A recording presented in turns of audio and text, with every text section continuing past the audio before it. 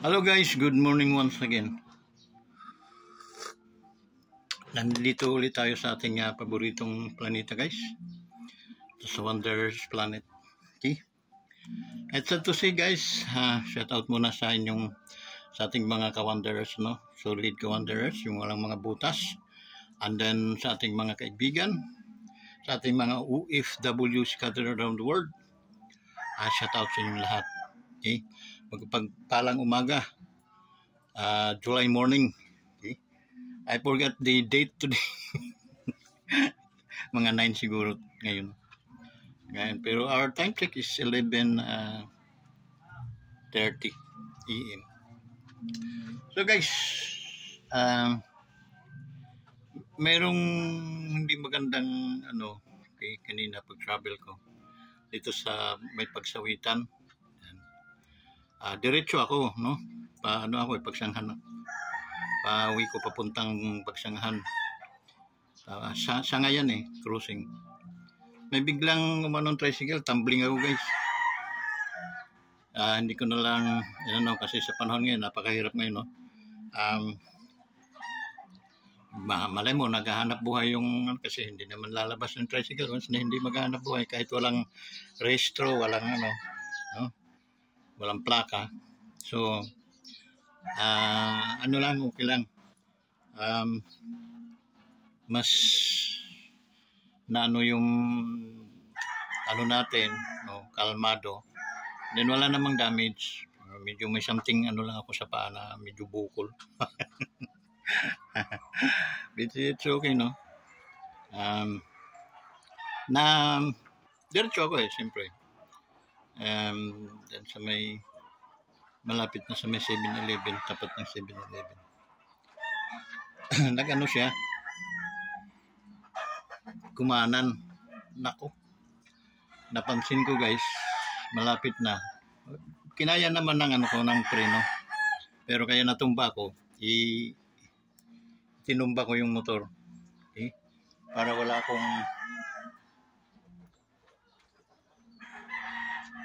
akong masaktan at hindi magka-damage yung both side, no? So tumba yung motor ko sa unang lane. Nag-unang lane ako tumba yung motor ko. Tricycle, dumiretso lang doon sa paparadaan niya sa 7-Eleven. Tinulungan naman ako magbuhat. So okay lang, wala naman damage. Pero since tagal kong nagmumotor, kanina lang ako naka-encounter ng gano'n, no? So, amazed ako. Shock ako, why?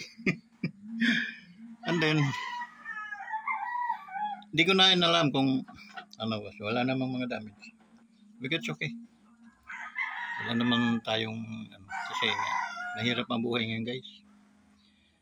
Anuhin mo pa, mas maganda na yung Pero kasalanan niyo yun guys, dahil pakanan siya, hindi siya nag-antay na. No? Ako na may diretso yun sa akin So, walang makakapag sa akin, magbigay ako at hindi. Diretso ako Kaso lang, wala naman siyang sinyas na liliko siya. So, yun. So, nagtapos sa hindi ko ipinurso yung supposed to be may mga reklamong ganun. Ilang. Sana kapulutan din ng aral na yung ibang mga tao, pag may mga ganyan, huwag naman ninyong pipirsahin yung mga taong alam yung may mali, alam yung wala rin sila. Huwag niyong pipirsahin guys. Sana, kasi paro-pares tayo mga Pilipino, paro-pares tayo may mga pangangailangan. So, idaan na lang niyo sa unawaan. Okay, na we are both Filipino. We have the same blood. Okay? And then, huwag pairalin yung mga init ng ulo. Kasi kung mainit ang ulo ng isang tao, ayun, talagang sisitahin ko yun, no? Dahil kulurum yung tricycle at the same time, diretso ako. So, kahit saan kami pang-abot nun, tsaka lisensyado akong tao. Siya, baka wala siyang motor ko, registrado yan. So, legal akong dumadaan sa kalsada. Kaya magkaroon man ng problema, so kung kasalanan ko, ay accept na kasalanan ko. Pero kung hindi ko naman kasalanan,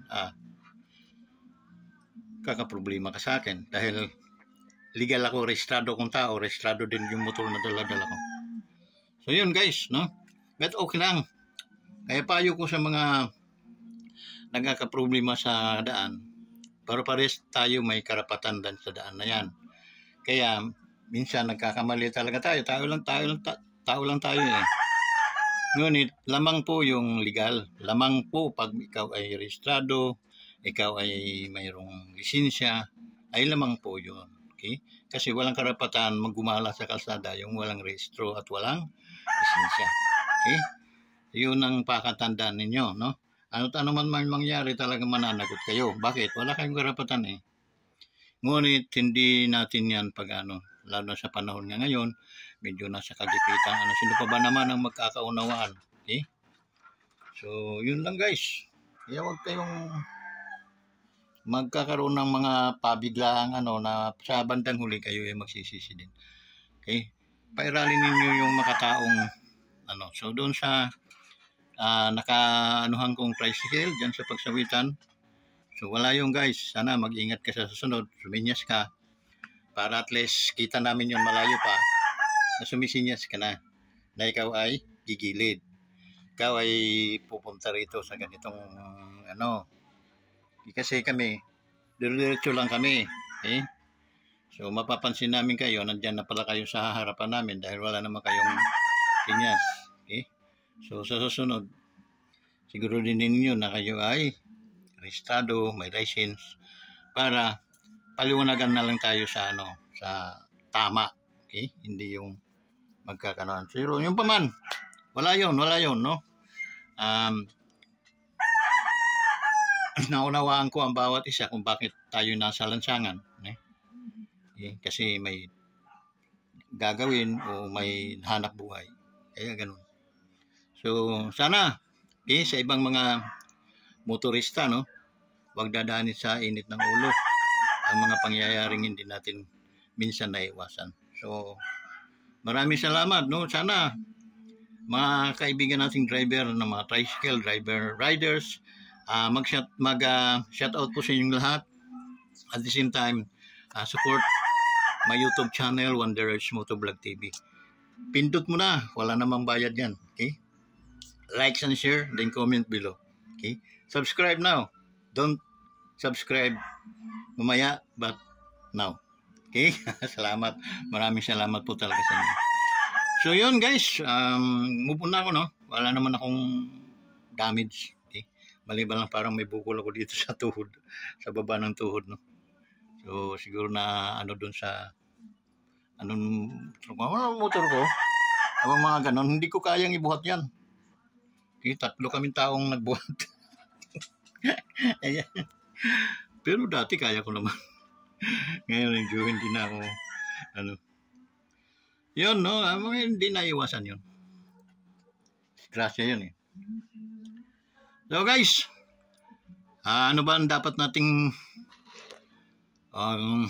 gurgurin today, no? So sa mga hayop guys, alam mo ang pinaka-dam na hayop sa buong mundo? Manok. Bakit manok, sir? Naalala ko pa, nasa Bible school ako, no? Dipatihan na namin yun. Bakit manok? Dumbest, animal in this world. Kasi pala, hindi balanse, malaki ulo, ay malaki ang katawan, maliit ulo. Kaya maliit ang utak. Okay? That's why hindi nila alam na may pakpak sila, pwede silang lumipad. Kaya naglalakad lang sila. O nga naman not like sa mga ibon na nakakalipad talaga sila. Lumilipad.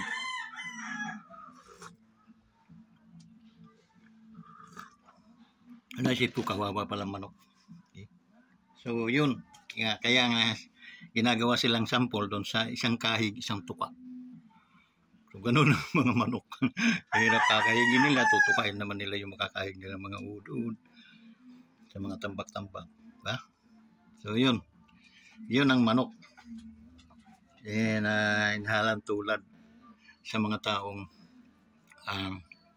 walang saysay sa mundong ibabaw.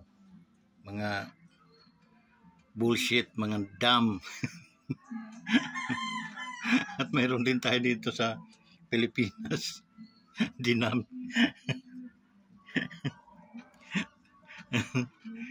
Didamness, sabi ni Mrs. No? Ness, hindi. Didam,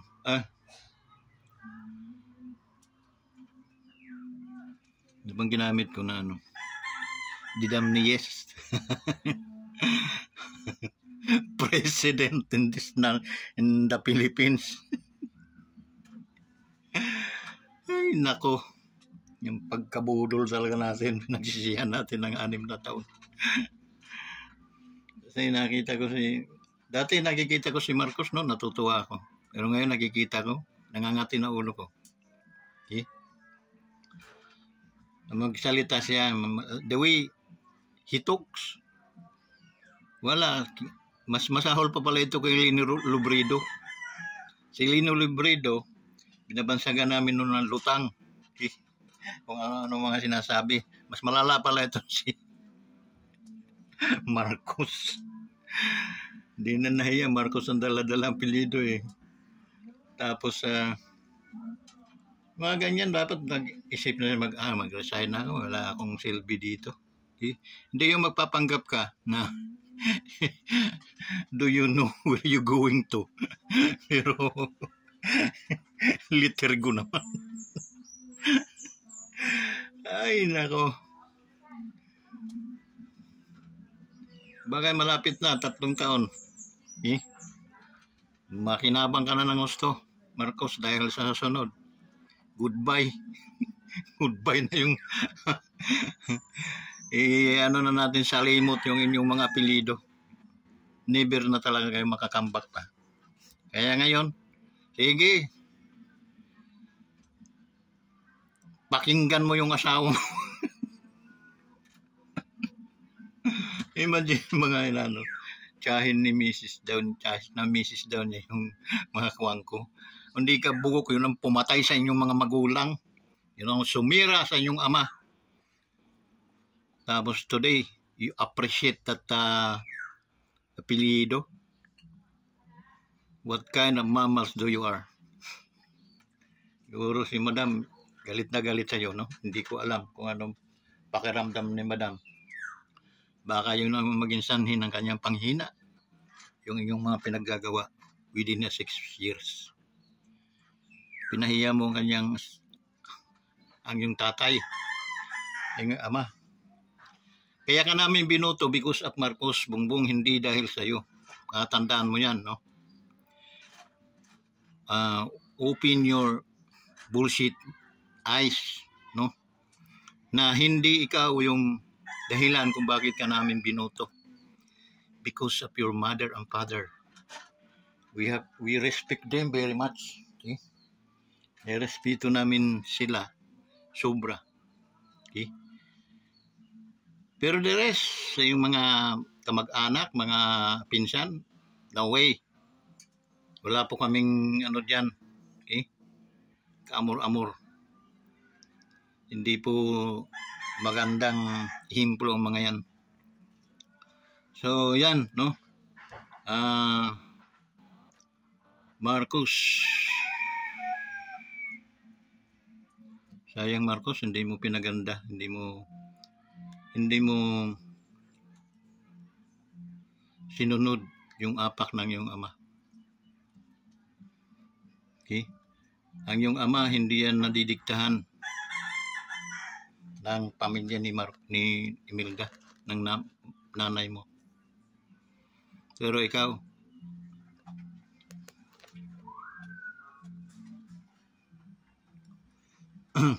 kaya pag nagsalita ka, wala nang katotohanan. Mga salita mo, bibiribiyan doon sa nangyayari. Okay? Isa pa, wala kang utang na loob. Your father, pinalibing yan during the term of Duterte, ex-president. First year lang, nung naupo mismo si Pangulong Duterte, hindi nagpakimi-kimi yun. Eh, walang kinatatakutan kasi nasa batas. Tama naman yung batas. May karapatan. Mga tanga nga lang yung mga presidenteng nauna. At dala-dala yung galit. Kaya nagpapasulsol. Kaya kahit tama yung ilibing sa libingan ng mga bayani, sinaharangan. So doon pa lang mali na yun sa ating mga batas. So dahil abogado si Pangulong Duterte, alam niya yung batas. That's the reason why hindi po siya nagdalawang isip. Okay? Yun din naman ang nakapagpanalo sa kanya nang sinabi niyang, nang tinanong siya, how about Ferdinand Marcos Sr.? Papayagan mo bang maipalibing pag ikaw nanalo bilang presidente? Papayagan mo bang maipalibing sa libingan ng mga bayani? Hindi nagdalawang isip si Rodrigo Roa Duterte. Anong sabi niya? Yes! Ipapalibing ko yan. Because yan ang sinasabi ng batas. Okay? Utang na loob yung boy. Utang na loob. Pero ikaw, sobra ka pa ata sa may tililing. Kasi ang may tililing, minsan nakakapag-isip ng tama. Nakakaisip ng hiya. And then, isa pa, si Pastor Kibuloy, hindi namin yung ano-ano, hindi ko pa nakita sa personal yun. Pero, he is claiming that he is the Son of God. Okay lang, no problem. Okay? It's what the Bible, yun ang sinasabi ng Bible. In John chapter 1 verse 12. Okay? Pag tinanggap mo siya, binigyan ka ng power, authority to become the sons of God. So, tama yung sinabi niya. Ay, hindi ko ano yun, no? Now, yung istasyon niya, istasyon niya is Iminay. Malaking tulong din yon sa kandidatura mo, Marcos.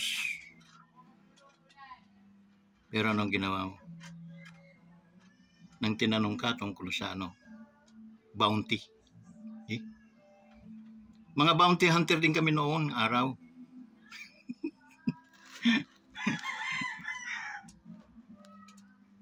Founder ako ng Guardians. Okay?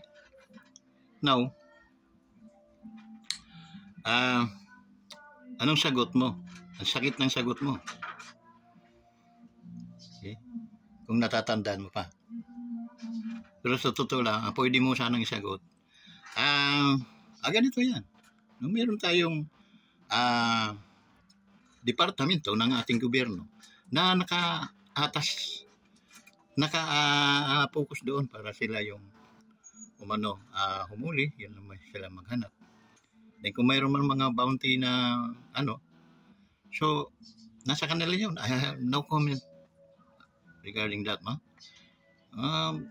Kaya hindi na ako magsasalita pa ng iba. Okay? So sa akin lang, mayroon namang mga nakaatas na mga departamento ng ating gobyerno para dyan sa mga bagay na yan. Okay? Diba? Hindi wala kang sinaktan. Okay? Minsan, no comment. Kahit ako'y presidente, ako'y tumatanong ng mga utang na loob sa kanila. Yung pa man, meron po tayong mga departamentong naka-atas na dyan para sa mga bagay na ganyan. Okay? For me, I have no comment. Diba? Ang gandang sagot. Hindi yung, kasi kami ang tinatanong nyo. Kami ang nyo. Kaya dapat panagutan nyo yung batas.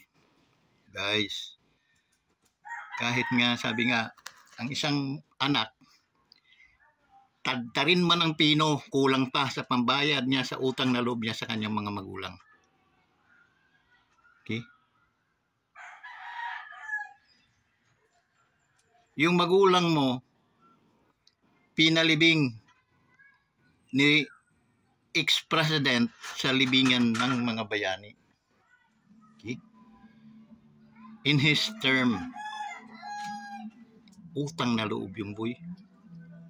Utang na loob. Dapat iginalang mo. Sa mga Duterte, pasensya po kung medyo nagkakaiba tayo ng mga landas ngayon. But I don't have any comment regarding that matter. Okay? Diba? Wala kang sinasaktan. Hindi ka nagpapasolsol sa mga sinusolsol ng puro mali. Nakadikit po ako sa iyo. Ang tagal ko rin, senador ka pa lang, talagang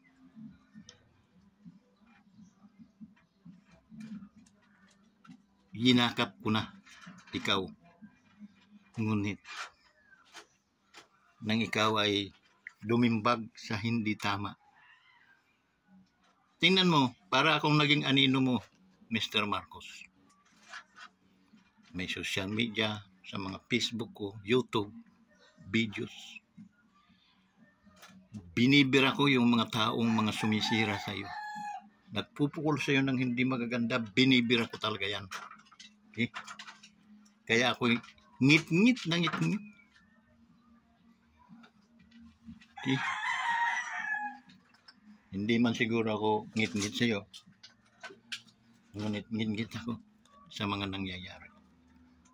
Okay? Dahil hindi yun ang napag-usapan, napagkasunduan, Bongbong, no, Marcos, our president. Hindi. Ang pinagkasunduan noon, kaya lalo kaming umanga sa iyo, yung itutuloy mo, yung mga na pag-iwanan ng rehimeng Duterte. At itutuloy mo, wala naman kasing mali doon sa mga nagawa ni luminis ang ating bansa, kay mapa Boracay, mapa dyan sa Kitay. Ikaw in your 3 years term, ang lininis mong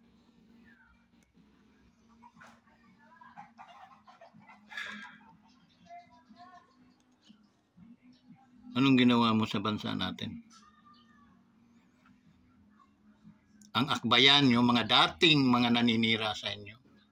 Ang akbayan, yung mga pumatay sa mga balak at plano ng iyong magulang na ikabubuti ng ating bansa. Iyon ang iyong gusto. Kasi ngayon, hawak-hawak kamay na po kayo. Yung mga puminsala, mga nagbigay ng kahihiyaan sa inyong mga magulang, sa inyong angkan, ang siyang kinupkup mo at inyong mga taong tumulong at umunawa sa inyo, yun ang pinagsisipa ninyo. Tama ba yun? Nasaan ang katinuan noon? Pwede ka lang murahin. Minura na kita. Sa inis. Nananatili pa rin yung aking prinsipyo, paggalang, bilang ikaw ay presidente ng ating bansa. Hindi ako katulad ng ibang mga vlogger na malapastangan ang kanilang mga dila. Ako, totoo akong tao. Yung ginawa mo, kahit magkaibigan tayo, kahit boss kita, no? Kahit yung accept ka namin na kaibigan dahil ka nga ikaw, Marcos. Parang bangungot sa amin na nangyari nang ikaw ay naging presidente. Ang akala namin magaganda ang Pilipinas, walang krimen, ubos na ubos yung inumpisahan ni Pangulong Duterte'ng drug war. May natira pa kasi, inubos mo. Sana hindi ka natakot. Hindi. O mga kalokohan yung mga pinaggagawa nyo, sir.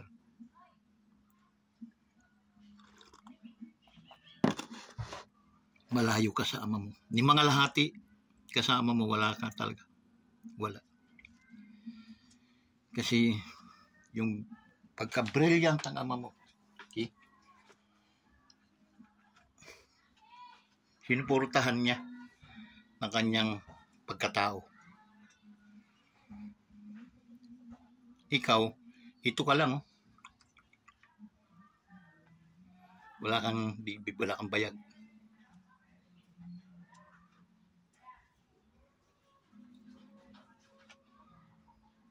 Kaya, hindi ako nakapag-vlog ng simula ng nangyaring nakita na namin yung tunay mong pagkatao. Hindi ako naniwala eh. Minumura ko yung mga vlogger na mga naninira sa'yo. Yung walang paggalang ng mga vloggers. Kung makikita ko nga lang yung talagang makakatikim sila ng sampigas sa akin. Dahil sa'yo. Dahil ayaw kong nakikita at naririnig ko na sinasaktan kanila sa pamamagitan ng mga salitang hindi nararapat sa iyo. Sabi ko sa kanila, presidente natin yan. Huwag ninyong lapastanganin. He is the king of our nation. We need to respect them, even their family, their wives, the first lady. Ano, bigla akong magtuturn him back dahil nakita namin yung hindi tama.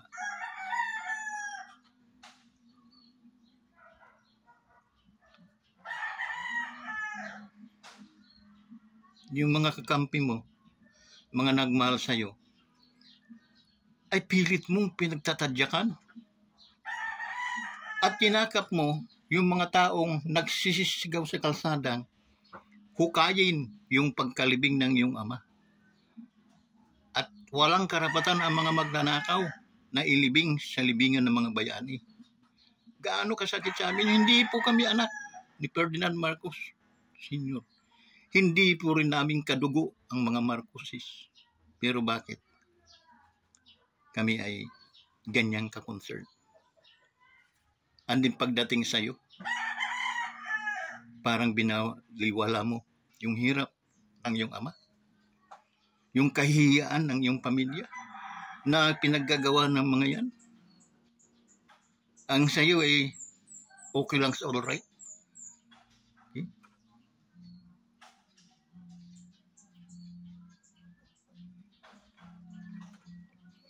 Magsisi ka man, Marcos, hindi ka natatangkiligan pa. Because nakita na namin yung tunay mong pagkatao. Wala kang isang salita, wala kang pinanindigan doon sa mga promises na binitawan mo. So isa kang latang walang laman, napakaingay mo, pero wala kang nagawa. Wala kang nagawa. Imagine, habulin mo yung pastor na may-ari ng hindi mo pinotektahan bilang isang presidente. Nakuha mong kalabanin yung mga Duterte na siyang nag-motivate sa mga tao upang ikaw ay manalo bilang isang pangulo.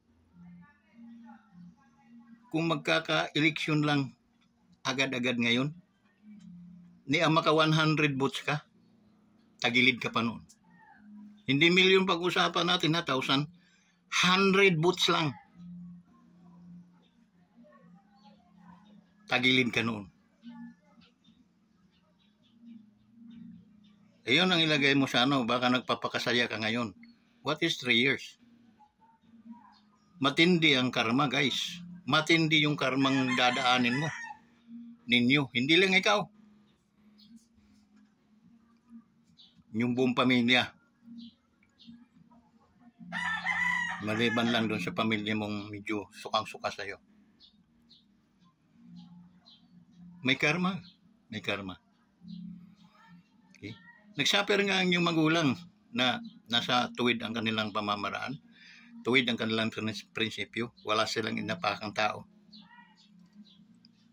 Wala kaming nakitang kaibigan ni Marcos na pagdating ng panahon ay kanyang wala, pinersecute, wala eh. Nanatiling magkakaibigan sila. Pero ikaw, ginawa mo yung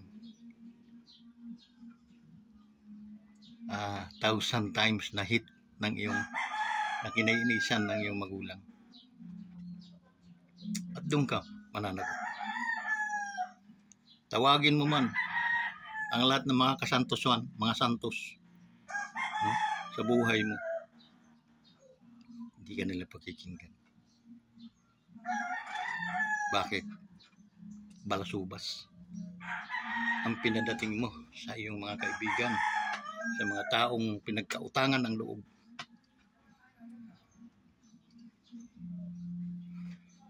So, yun guys. Maraming salamat guys at tayo nakapag-pasingaw kasi yung Marcos kasi talagang ginakap namin yun. Pero nung nakita namin sa kalaunan na hindi talaga maasahan, tsaka lang umistip yung aming mga paa patalikod. Then we say goodbye to you, Marcos. Hindi na po nyo kami mabubula pa. Kahit ano po ang gawin mo. Okay? Maglumuhod ka man sa Quiapo Church at makita naming dugo-dugo ang iyong hindi. I-persecute mo muna yung mga taong dapat mong i-persecute. Huwag yung mga taong tumulong sa'yo. Okay? Dahil doon, ang nararapat doon, ang magpasalamat ka. Okay? So yun. Maraming salamat sa ating mga viewers na mga naka-tune in ngayon sa ating video. So, shoutout sa inyo lahat. Okay? Part lang naman yun ng ating may karapatan tayong magpasingaw ng ating hinanakit. Okay? Doon sa mga taong minahal natin at talagang ginakap natin. Okay? Sabi ko naman, kahit man ako umakbang patalikod sa taong yan, hindi rin makakarinig yan ng pagiging balasubas ng aking bibig katulad na ginagawa ng ibang vlogger. I still respect him because he is the president, but yung aking mga sinabi ay akin lang. Opinion at aking nanggagaling sa aking puso. Dahil tunay akong sumuporta, tunay akong naniwala sa iyong ama, sa iyong ina. Kaya kita ibinuto ng aming sambayan, ng aming pamilya. Kaya ka nandyan ngayon bilang isang presidente. So, maraming salamat guys sa inyong lahat. Please, mga hindi pa nag-subscribe sa ating YouTube channel, help us na monetize tayo. Kaya kakaunti na lang kulang guys. So, tulungan po ninyo ako na ma-monetize po tayo. Maraming salamat po. Ako'y nagpapasalamat. Wonders Motovlog TV. Patnubayan tayo ng Panginoon. Ngayon, noon at magpakailanman. Bye-bye!